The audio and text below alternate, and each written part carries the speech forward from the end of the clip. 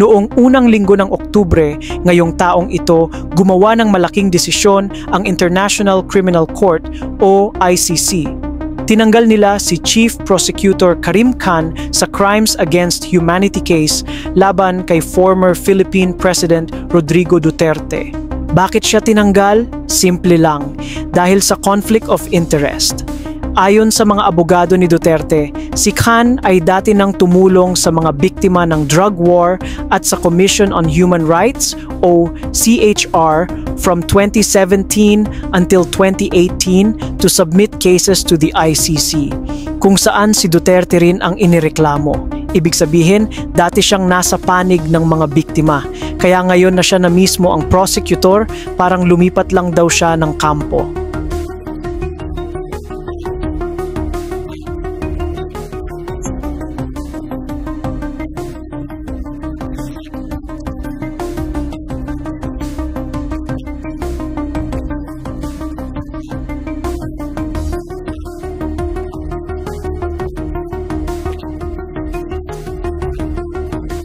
So sino ngayon ang papalit sa kanya?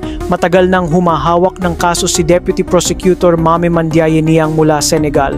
Siya na ang tumutuloy sa investigasyon simula pa noong Mayo nang mag-leave si Khan dahil sa isang hiwalay na investigasyon ng UN tungkol sa umano'y sexual misconduct na mariin niyang itinatanggi. Those responsible for atrocity crimes under the Rome Statute will be brought to justice and held to account.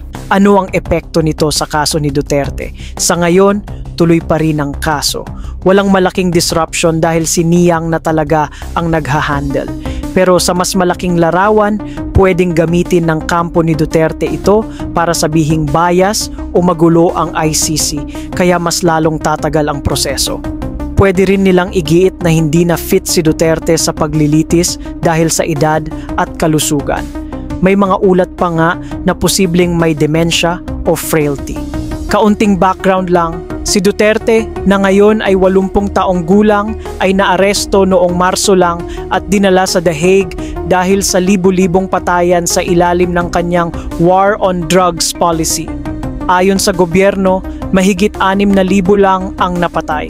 Pero ayon sa human rights groups, maaaring umabot ng 20 hanggang 30,000. Karamihan ay mahihirap na pinaghihinalaang drug users. And even if the Duterte government unilaterally withdrew the Philippines from the ICC in 2019, pinanindigan ng korte na sakop pa rin ng kanilang jurisdiksyon ang mga krimeng nangyari bago ang withdrawal. Ano ngayon ang mas malawak na epekto? Para sa mga taga-suporta ni Duterte, panalo raw ito. Patunay na bias ang ICC. Pero para sa mga kritiko, isa na namang sagabal sa hustisya. At para sa ICC mismo, dagdag ito sa mga kontrobersyang kinahaharap nila mula sa mga kaso sa Gaza hanggang sa Venezuela na nagpapahina sa imahe ng korte sa mata ng mundo. Sa ngayon, wala pang trial date at nakasalalay ang susunod na hakbang sa magiging ruling ng ICC tungkol sa kalusugan at jurisdiksyon ng kaso ni Duterte.